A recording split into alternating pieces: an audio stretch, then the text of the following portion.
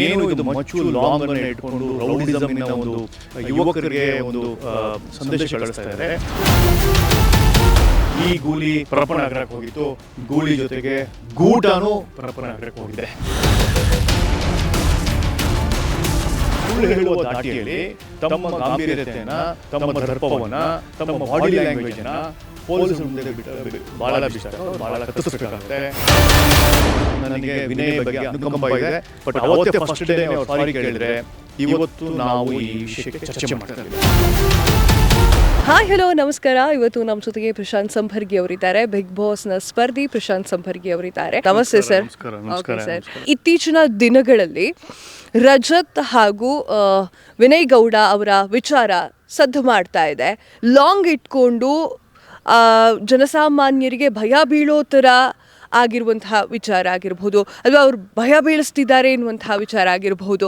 ಅವರನ್ನು ಅರೆಸ್ಟ್ ಕೂಡ ಮಾಡಲಾಗಿದೆ. ಈ ವಿಚಾರದ ಬಗ್ಗೆ ಏನು ಹೇಳ್ತೀರಾ? ನೋಡಿ, ಅನೇಕ ಬಾರಿ ಪೊಲೀಸರು ಝೀರೋ ಟಾಲರೆನ್ಸ್ ಇದೆ. ಝೀರೋ ಟಾಲರೆನ್ಸ್ ಟುವರ್ಡ್ಸ್ ಡ್ರಗ್ಸ್ ಆಗಿರ್ಬೋದು. ಝೀರೋ ಟಾಲರೆನ್ಸ್ 2017ರಿಂದನೇ ಒಂದು ಪೊಲೀಸ್ ಕಮಿಷನರ್ ಅವರು ಝೀರೋ ಟಾಲರೆನ್ಸ್ ಇಟ್ಕೊಂಡಿದ್ದಾರೆ. ಅಂದರೆ ನಾವು ಪೊಲೀಸರಲ್ಲಿ ಯಾವುದೋ ಒಂದು ಶ್ರಮ ಪಡ್ತಾಯಿದ್ದೀವಿ, ಡ್ರಗ್ಗೋಸ್ಕರ ಇದನ್ನು ಕರ್ನಾಟಕ ಡ್ರಗ್ ಮುಕ್ತ ಮಾಡಬೇಕು ಅಂತೆಲ್ಲ ಶ್ರಮ ಪಡ್ತಾಯಿದ್ದೀವಿ. ನೀವು ಹಾಡಲ್ಲೆಲ್ಲ ಡ್ರಗ್ಸ್ ತಂದಿ ಅಂಥೇಳಿ ಚಂದನ್ ಶೆಟ್ಟಿ ಅವರನ್ನು 2018ರಲ್ಲಿ 19ರಲ್ಲಿ ಅನೇಕ ಬಾರಿ ನೋಟಿಸ್ ಕೊಟ್ಟು, ನೀವು ಈ ಹಾಡಲ್ಲಿ ಗಾಂಜಾ ಅಥವಾ ಡ್ರಗ್ಗು ಅಥವಾ ಕಿಕ್ಕು ಅನ್ನೋ ಪದಗಳನ್ನು ಯೂಸ್ ಮಾಡಬೇಡಿ, ಇದು ಒಂದು ಜನರಿಗೆ ತಪ್ಪು ಸಂದೇಶ ಹೋಗ್ತಾ ಇದೆ, ನಮಗಿದು ನಾವು ಪಬ್ಲಿಕ್ ಸರ್ವಿಸಲ್ಲಿ ನಾವು ಒಂದು ಕಡೆ ಕ್ಲೀನ್ ಮಾಡ್ತಾಯಿದ್ರೆ ನೀವು ಒಂದು ಗಲೀಜು ಮಾಡ್ತಾಯಿದ್ದೀರೋ ಒಂದು ಸಂದೇಶವನ್ನು ಅನೇಕ ಬಾರಿ ಆಗಿದೆ. ಇತ್ತೀಚಿನ ದಿನಗಳಲ್ಲಿ ವಿಕಿಪೀಡಿಯಾ ಅಂತ ಹೇಳಿ ಒಬ್ಬ ಕಂಟೆಂಟ್ ಕ್ರಿಯೇಟರು, ಅದ್ಭುತವಾದ ಕಂಟೆಂಟ್ ಕ್ರಿಯೇಟರು, ಆತ ಗಾಂಜಾ ಗ್ರಾಸು ಅಂತ ಮಾಡಿದಾಗಲೇ ಆತನಿಗೆ ಪೊಲೀಸರು ಕರೆದು ಬುದ್ಧಿ ಹೇಳಿದ್ದಾರೆ. ಹೀಗಿರ್ಬೇಕಾದ್ರೆ ಬಿಗ್ ಬಾಸ್ 10ರ ವಿನಯ್ ಗೌಡ ಮತ್ತು ಬಿಗ್ ಬಾಸ್ 11ರ ರಜತ್ ಅವರು ಏನು ಇದು ಮಚ್ಚು ಲಾಂಗನ್ನು ಇಟ್ಕೊಂಡು ರೌಡಿಸಮ್ಮಿನ ಒಂದು ಯುವಕರಿಗೆ ಒಂದು ಸಂದೇಶ ಕಳಿಸ್ತಾ ಇದ್ದಾರೆ. ಅದು ಅಕ್ಷಮ್ಯ ಅಪರಾಧ. ಇದರ ಪೊಲೀಸ್ ಮಾಡಿರ್ತಕ್ಕಂಥ ಒಂದು ಏನು ಈ ನಿಲುವಿದೆ, ಅದಕ್ಕೆ ನಮ್ಮದೊಂದು ಸಲ್ಯೂಟ್ ಇದೆ.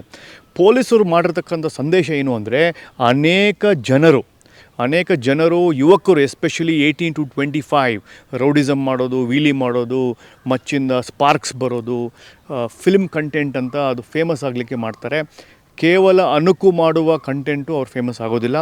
ಅದರಲ್ಲಿ they'll B only A flash in a pan. ದೋಸೆಗೆ ಮುಂಚೆ ಏನು ನೀರು ಹಾಕ್ತಾರಲ್ಲ, ಅದೇನು ಸಿಡಿಯುತ್ತಲ್ಲ, ಅದೇ ಫ್ಲ್ಯಾಶು. ಅಷ್ಟು ಒಂದು ಮಿಲಿ ಸೆಕೆಂಡ್ ಮಾತ್ರ ಫ್ಲ್ಯಾಶ್ ಇರುತ್ತೆ. ಆದರೆ ಈ ವಿನಯ್ ಗೌಡ ಈಸ್ ಬೇಸಿಕಲಿ ಒಂದು ಬಲಿಪಶು ಆಗಿದ್ದಾರೆ.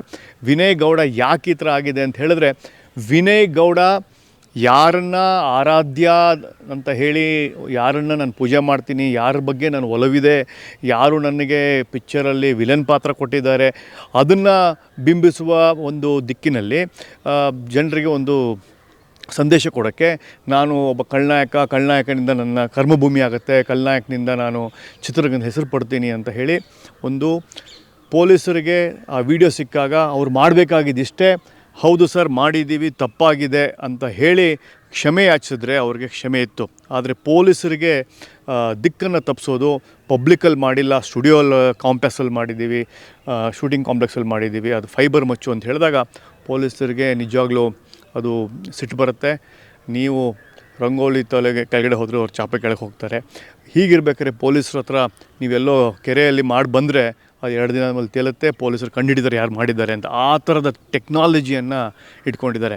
ಬಟ್ ಓವರಾಲ್ ಆಗಿ ಇದನ್ನು ನೀವು ನೋಡಿದ್ರೆ, ದಿಸ್ ಈಸ್ ಬೇಸಿಕಲಿ ನೀವು ಯಾರನ್ನು ಬಿಂಬಿಸ್ತಾ ಇದ್ದೀರಾ, ಬಾಸ್ ಅಂತನೋ ಏನೋ ಬಿಂಬಿಸ್ತಾ ಇದ್ದೀರಾ, ಬಟ್ಟೆ ಹಾಕ್ಕೊಂಡಿದ್ದೀರಲ್ಲ, ಅದನ್ನು ಒಂದು ಮೆಸೇಜ್ ಕೊಡೋಕ್ಕೆ, ಒಂದು ಚಿತ್ರದುರ್ಗದ ಮರ್ಡರ್ ಕೇಸ್ ಆದಮೇಲೆ ಯಾವ ಥರದ ಫ್ಯಾನ್ ಕ್ಲಬ್ಗೆ ಪೊಲೀಸರು ಮೆಸೇಜ್ ಕೊಟ್ಟಿದ್ದಾರೆ, ಯಾವ ಥರದ ಫ್ಯಾನ್ ಬೇಸ್ ಆ್ಯಕ್ಟಿವಿಟಿಗೆ ಪೊಲೀಸರು ಹೆದರಿಕೆ ಹಾಕಿದರೆ ಲಾಠಿ ರುಚಿ ಕೊಟ್ಟಿದ್ದಾರೆ, ಅದೇ ರೀತಿ ಈ ಗೂಳಿ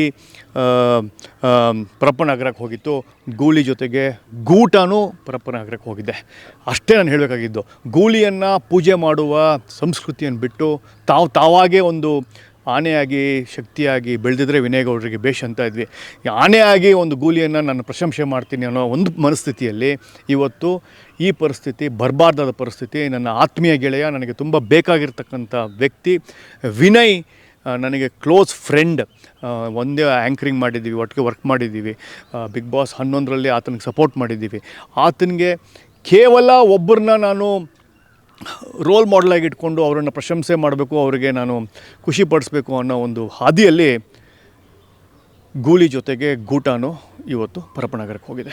ಓಕೆ ಸರ್, ಈ ಒಂದು ಕ್ವಶನ್ ನಾನು ಕೇಳಲೇಬೇಕು. ಏನು ಅಂತಂದರೆ, ಬಿಗ್ ಬಾಸ್ ಮನೆಗೆ ಹೋದವ್ರ ಮೇಲೆ ಎಲ್ಲರ ಮೇಲೂ ಕೂಡ ಆಲ್ಮೋಸ್ಟ್ ಆಲ್ ಕೇಸ್ ಬೀಳ್ತಾ ಇದೆ. ಓಕೆನಾ? ಈಗ ಒಂಚೂರು ಹಿಂದಕ್ಕೆ ಹೋಗಿ ನೋಡೋಣ. ರವಿ ಬೆಳಗೆರೆ ಸರ್ ಆಗಿರ್ಬೋದು, ಹಾಗೆ ಚೈತ್ರಾ ಕುಂದಾಪುರ ಅವರಾಗಿರ್ಬೋದು, ಸೊ ಹಾಗೆ ವರ್ತೂರ್ ಸಂತೋಷ್ ಅವರಾಗಿರ್ಬೋದು. ಯಾಕೆ ಸರ್ ನಿಮ್ಮನ್ನು ತೊಗೋಬೋದಾ ನಾನು? ಪ್ರಶಾಂತ್ ಸಂಪರ್ಗಿ ಅವರಾಗಿರ್ಬೋದು, ಲಾಯರ್ ಜಗದೀಶ್ ಅವರಾಗಿರ್ಬೋದು. ಎಷ್ಟು ಬೇಕು ಸರ್ ನಿಮಗೆ? ಬಿಗ್ ಬಾಸ್ ದೊಡ್ಡ ಹೆಸರೇ ಮರ್ತ್ಬಿಟ್ರಿ, ಡ್ರೋನ್ ಪ್ರತಾಪನ್ನೇ ಮರ್ತ್ಬಿಟ್ಟಿದ್ದೀರಿ ನೀವು. ಅವರಾಗಿರ್ಬೋದು. ಸೊ ಅವರೆಲ್ಲರೂ ಕೂಡ ಬಿಗ್ ಬಾಸ್ ಮನೆಗೆ ಹೋಗ್ತಾರೆ, ಫೇಮಸ್ ಆಗ್ತಾರೆ, ಜನರು ಅವ್ರನ್ನ ಸಪೋರ್ಟ್ ಮಾಡ್ತಾರೆ. ಅದಾದ ಮೇಲೆ ಅವ್ರ ಮೇಲೆ ಒಂದು ಕೇಸ್ ಬೀಳುತ್ತೆ. ಖಂಡಿತ ಅಲ್ಲ, ನನ್ನ ಮೇಲೆ ಕೇಸ್ ಬಿದ್ದಿದ್ದು ರಾಜಕೀಯ ಒತ್ತಡದಿಂದ. ರಾಜಕೀಯವಾಗಿ ನಾವು ರಾಷ್ಟ್ರೀಯ ಪಕ್ಷಕ್ಕೆ ರಾಷ್ಟ್ರೀಯತೆ, ರಾಷ್ಟ್ರೀಯ ದೇಶ ಮೊದಲು ಆಮೇಲೆ ನನ್ನ ಜಾತಿ ಅಂತ ನಾವು ಹೋರಾಡ್ತಾ ಇದ್ದೀವಿ. ಯಾರೂ ಧರ್ಮ ಮೊದಲು ದೇಶ ಆಮೇಲೆ ಅಂತ ಹೋರಾಡೋದ್ರ ವಿರುದ್ಧ ನಾವು ಹೋರಾಟ. ನೀವು ಹೇಳಿರ್ತಕ್ಕಂಥ ಹೆಸರಲ್ಲಿ ಅನೇಕರಿಗೆ ನನ್ನ ಅಭಿಪ್ರಾಯ ಏನು ಅಂದರೆ, ಖಂಡಿತವಾಗ್ಲೂ ಲಾಯರ್ ಜಗದೀಶ್ ಅವರು ಪೊಲೀಸರನ್ನೇ ಎದುರು ಹಾಕ್ಕೊಂಡು ಸಿಟಿ ಸಿವಿಲ್ ಕೋರ್ಟಲ್ಲಿ ಆದ ಮಾರಾಮಾರಿಯ ಬಗ್ಗೆ ಇತಿಹಾಸ.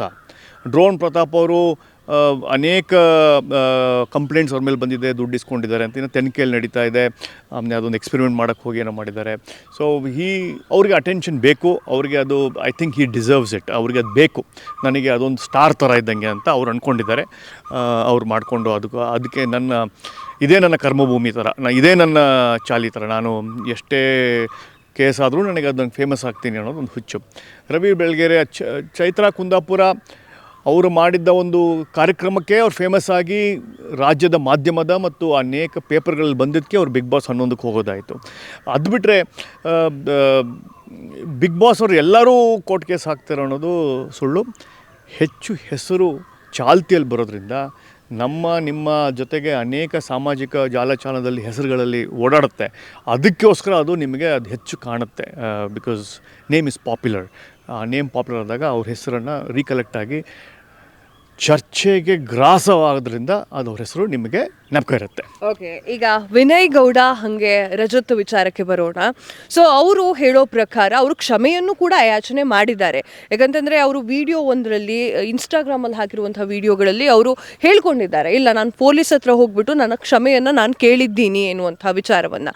ಆದರೂ ಕೂಡ ನಮ್ಮನ್ನು ಬಿಡ್ತಾ ಇಲ್ಲ, ಅಥವಾ ನಾವಿವಾಗ ಹೋಗಿ ಫೈಬರ್ ಅಥವಾ ಯಾವುದೋ ಒಂದು ನಾವು ಯೂಸ್ ಮಾಡಿರೋದನ್ನ ಕೊಟ್ಟಿದ್ದೀವಿ, ಆದರೂ ಕೂಡ ಇದು ಇಲ್ಲಿಗೆ ಸ್ಟಾಪ್ ಆಗ್ತಾ ಇಲ್ಲ ಎನ್ನುವಂತಹ ಮಾತುಗಳು ಕೂಡ ಕೇಳಿ ಬರ್ತಾ ಇದೆ. ಇನ್ನೊಂದು ವಿಚಾರ ಏನು ಅಂತಂದರೆ ಸರ್, ಇದನ್ನು ನಾನು ಮೆನ್ಷನ್ ಮಾಡಲೇಬೇಕು, ಹಲವಾರು ಸೆಲೆಬ್ರಿಟಿಗಳು ಕೂಡ ಕಾನೂನು ಬಾಹಿರ ಚಟುವಟಿಕೆಗಳನ್ನು ಮಾಡಿದ್ದಾರೆ, ಅವರಿಗೆ ನೋಟಿಸ್ ಕೊಟ್ಟಿದ್ದಾರೆ, ಅದಾದಮೇಲೆ ಹಿಂಗೆ ಮಾಡಬೇಡ್ರಪ್ಪ ಇನ್ನು ಅಂತ ಹೇಳಿದ್ದಾರೆ. ಇವ್ರದ್ದು ಸಡನ್ನಾಗಿ ಯಾಕೆ FIR ಫೈಲ್ ಆಯಿತು? ಖಂಡಿತವಾಗ್ಲೂ ವಿನಯ್ ಗೌಡ ಅವರು ಪ್ರಾಮಾಣಿಕವಾಗಿ ಸತ್ಯವನ್ನು ಪೊಲೀಸ್ ಹತ್ರ ಹೇಳಿದ್ದಾರೆ.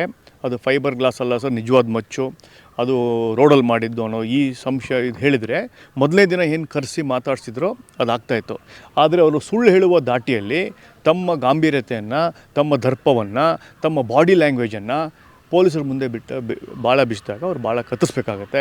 ಅವ್ರು ಹೋಗಿದ್ದ ರೀತಿ ಆಗಿರ್ಬೋದು, ಅವ್ರು ನಡ್ಕೊಂಡಿದ್ದ ರೀತಿ ಆಗಿರ್ಬೋದು, ಪೊಲೀಸ್ ಹಿರಿಯ ಅಧಿಕಾರಿಗೆ ಜೊತೆ ಅವರು ಕ್ಯಾಮ್ರಾ ಇದ್ದಾಗ ಬಟನ್ ಬಿಚ್ಕೊಂಡು ಓಡಾಡೋದಾಗಿರ್ಬೋದು, ಕೂಲಿಂಗ್ ಗ್ಲಾಸ್ ಹಾಕ್ಕೊಂಡು ಮಾತಾಡಿರೋದಾಗಿರ್ಬೋದು, ಎಲ್ಲವೂ ಒಂದು ಡೆಕೋರಮ್ ಇದೆ. ಒಂದು ಆಫೀಸರ್ ಮುಂದೆ ಆಗಿರ್ಬೋದು, ಒಂದು ಪೊಲೀಸ್ ಡಿಪಾರ್ಟ್ಮೆಂಟ್ಗೆ ಏನು ಕೊಂಬಂದಿರಲ್ಲ, ಬಟ್ ಅವ್ರ ಕಾನೂನಿನ ಒಂದು ಅಸ್ತ್ರ ಅವ್ರ ಕೈಲಿದೆ. So how to behave in a front of a police officer ಅನ್ನೋದು ಒಂದು ಬೇಸಿಕ್ ಮ್ಯಾನರ್ಸ್ ಇರಬೇಕು. How to respond to a police ಅನ್ನೋ ಒಂದು ಬೇಸಿಕ್ ಕರ್ಟಸಿ ಮತ್ತು ಕಮ್ಯುನಿಕೇಷನ್ ಸ್ಕಿಲ್ ಇರಬೇಕು. ಎರಡನ್ನೂ ಮಿಸ್ ಮಾಡ್ಕೊಂಡಿದ್ದಾರೆ. ನನಗೆ ನಿಜವಾಗ್ಲೂ ಬೇಜಾರಾಗ್ತಾ ಇರೋದು ಈ ಬಲಿಪಶು ಆಗಿರ್ತಕ್ಕಂಥ ವಿನಯ್ ಗೌಡ. ತುಂಬ ಒಳ್ಳೆಯ ಹುಡುಗ. ಏನೋ ಅವನನ್ನು ಅರೆಸ್ಟ್ ಮಾಡಿ ಅನೇಕ ಯುವಕರಿಗೆ ಒಂದು ಸಂದೇಶ ಕಳಿಸುವ ಸಾಹಸ ಪೊಲೀಸರು ಮಾಡಿದ್ದಾರೆ. ಅವನನ್ನು ಒಂದು ಮಾದರಿಯಾಗಿ ಅವನಿಗೆ ಪಾಠ ಕಲಿಸಿ ಇನ್ನೂ ಅನೇಕ ಪುಡಾರಿಗಳಿಗೆ, ಟಿಕ್ಟಾಕರ್ಸ್ಗೆ, ಇನ್ಸ್ಟಾಗ್ರಾಮ್ ವೀಡಿಯೋಸ್ಗೆ, ಫೇಸ್ಬುಕ್ ವೀಡಿಯೋಗಳ ಕಂಟೆಂಟ್ ಕ್ರಿಯೇಟರ್ಗೆ ಮಾಡಿರ್ತಕ್ಕಂಥ ಒಂದು ಕೆಲಸ ಇದು. So I feel sad for Vinay. And ಇದು ಪ್ರಾಬಬಲಿ ಅವರಿಗೆ ಮಾಹಿತಿ ಕೊರತೆ, ಲಾಯಿನ ಕೊರತೆ, basic decorum and communication with government officers ವ್ಯಾವಹಾರಿಕ ಜ್ಞಾನ ಇಲ್ಲದೇ ಇರೋದ್ರಿಂದ ನನಗೆ ವಿನಯ್ ಬಗ್ಗೆ ಅನುಕಂಪ ಇದೆ.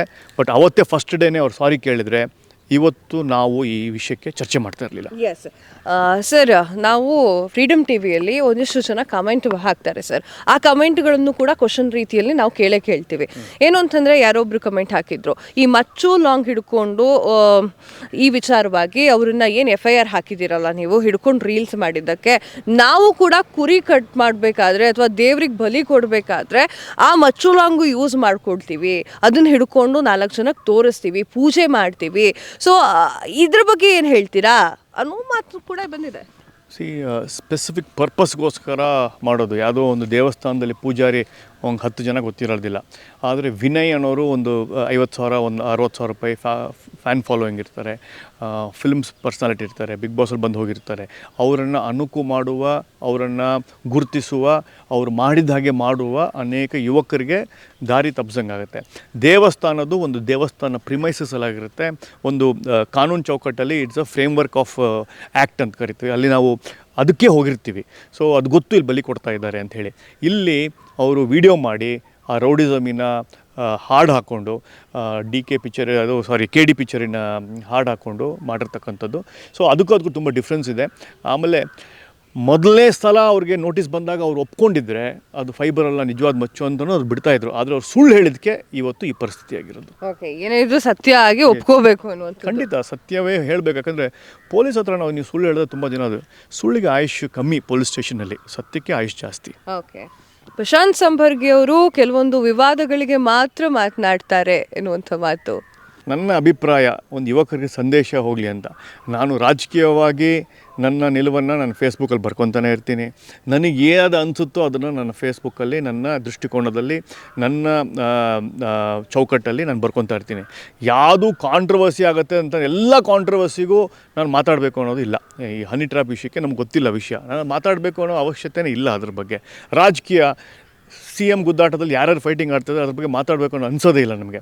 ಯಾವ್ದು ಹತ್ತಿರ ಇದೆ ನಮಗೆ? Film industry, TV industry, reality show, drug case ಆಗಿರ್ಬೋದು, ಹಿಂದುತ್ವ ವಿಚಾರವಾಗಿ ಹಲಾಲ್ ಆಗಿರ್ಬೋದು, ಹಿಂದುತ್ವ ವಿಚಾರವಾಗಿ ಲೌಡ್ ಸ್ಪೀಕರ್ ಪ್ರಾರ್ಥನಾ ಸ್ಥಳದಲ್ಲಾಗಿರ್ಬೋದು. ಈ ಥರದ ವಿಷಯಗಳಲ್ಲಿ ನಮಗೆ ಯಾವುದು ವಿಷಯ ಹತ್ತಿರವಾಗಿದೆಯೋ ಅದ್ರ ಬಗ್ಗೆ ಖಂಡಿತವಾಗಿ ಮಾತಾಡ್ತೀನಿ. ದೇಶ ಮೊದಲು ಅನ್ನೋ ವಿಷಯದಲ್ಲಿ ಮೊದಲನೇ ಕೈ ಇರುತ್ತೆ. ನನ್ನ ಚಿತ್ರರಂಗ, ನನಗೆ ಅನ್ನ ಹಾಕಿದ ಕರ್ಮಭೂಮಿಯ 2 ಹೊತ್ತು ಊಟ ಕೊಟ್ಟಿರ್ತಕ್ಕಂಥ ಚಿತ್ರರಂಗ, ಕೆಲಸ ಮಾಡಿ ಬಂದಿರತಕ್ಕದ್ರಿಂದ ಈ ಆಗುಹೋಗುಗಳ ಬಗ್ಗೆ ಗೊತ್ತಿರೋದ್ರಿಂದ ನಾವು ಕರೆದಾಗ ಮಾತಾಡ್ತೀವಿ. ಆದರೆ ಪ್ರತಿ ಕಾಂಟ್ರವರ್ಸಿಯಲ್ಲೂ ನಾವು ಇರಬೇಕು ಅನ್ನೋದು ಇದೆಯಲ್ಲ, ಅದು ಸುಳ್ಳು. ನೀವು ನನ್ನ 1 ವರ್ಷ 2023-24 ನೋಡಿದ್ರೆ ನಾನು ಪಬ್ಲಿಕ್ ಲೈಫಿಂದ ದೂರ ಇದ್ದೀನಿ.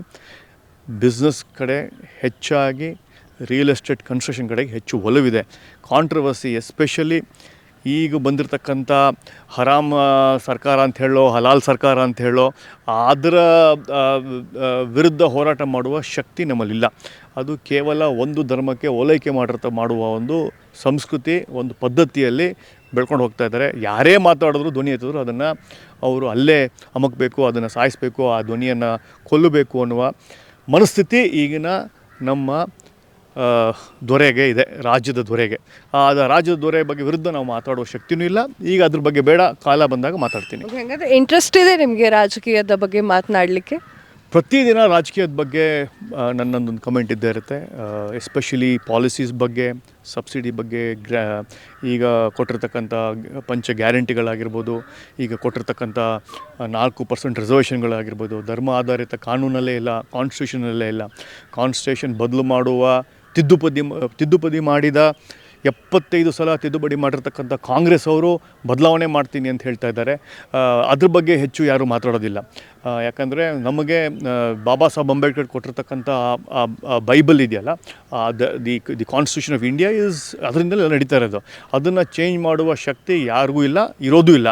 ಅದನ್ನು ಯಾರೋ ಚೇಂಜ್ ಮಾಡ್ತೀವಿ ಅಂತೆಲ್ಲ ಹೇಳಿದ್ದಾರೆ. ಸೊ ಇದ್ರ ಬಗ್ಗೆ ಎಲ್ಲ ಒಂದು ಕಮೆಂಟ್ಸು ಫೇಸ್ಬುಕ್ಕಲ್ಲಿ ನಮ್ಮದೇ ಆದ ಒಂದು 50,000 ಜನ ಒಂದು ಗ್ರೂಪ್ ಇದೆ ಫೇಸ್ಬುಕ್ಕಲ್ಲಿ. ಅಲ್ಲಿಗೆ ಮಾತ್ರ ಸೀಮಿತವಾಗಿದೆ. ರಾಜಕೀಯವಾಗಿ ಒಂದು ರಾಜಕೀಯ ಪಕ್ಷವನ್ನು ಪ್ರವೇಶಿಸಿ ಒಂದು ನಿಲುವು ತೊಗೊಂಡಿದೆಯಲ್ಲ, ಖಂಡಿತ 2025 ಸೆಂಟ್ರಲ್ಲಿ ಖಂಡಿತವಾಗಿಯೂ ನಾವು ನಮಗೆ ಇಷ್ಟ ಆಗಿರ್ತಕ್ಕಂಥ ರಾಜಕೀಯ ಪಕ್ಷಕ್ಕೆ ಖಂಡಿತ ಬರ್ತೀವಿ. Okay sir, thank you so much ನಮ್ಮ ಜೊತೆಗೆ ಮಾತನಾಡಿದ್ರಿ. ಆ್ಯಂಡ್ ಈ ಒಂದು ವಿಚಾರ ಜನರಿಗೆ ಗೊತ್ತಾಗಲೇಬೇಕಾಗಿತ್ತು. ಯಾಕಂತಂದರೆ ನಾವು ಹಿಡಿದ್ರೆ ಮಚ್ಚು ಯಾರೂ ಕೇಳಲ್ಲ, ಸೆಲೆಬ್ರಿಟಿಗಳು ಹಿಡಿದ್ರೆ ಮಚ್ಚು ಎಲ್ಲರೂ ಕೇಳ್ತಾರೆ ಎನ್ನುವಂಥ ವಿಚಾರಗಳನ್ನು ಕಮೆಂಟಲ್ಲೂ ಕೂಡ ಹೇಳ್ತಾ ಇದ್ರು. ಸೊ ಅದೊಂದು ಕ್ಲಾರಿಫಿಕೇಶನ್ ಬೇಕಿತ್ತು. ಹಾಗೆ ನೀವು ಬಿಗ್ ಬಾಸ್ ಸ್ಪರ್ಧಿ ಆಗಿರೋದ್ರಿಂದ ಇದನ್ನು ಮತ್ತೆ ರಿಪೋರ್ಟ್ ಮಾಡ್ತಾ ಇದ್ದೀನಿ. ಬಿಗ್ ಬಾಸ್ ಸ್ಪರ್ಧಿ ಪ್ರಶಾಂತ್ ಸಂಭರ್ಗಿ ಅವರು ಆಗಿರೋದ್ರಿಂದ ಅವ್ರ ಹತ್ರ ಒಂದೆರಡು ಮಾತುಗಳನ್ನು ನಾವು ಆಡಿದ್ವಿ. ಸೊ ವಿನಯ್ ಗೌಡ ಅವರು ತುಂಬ ಪರಿಚಯ. ಸೊ ಅವ್ರ ಬಗ್ಗೆ ಮಾತಾಡಿದ್ರಿ. Thank you sir, thank you so much. ನಮಸ್ಕಾರ, ಥ್ಯಾಂಕ್ ಯು.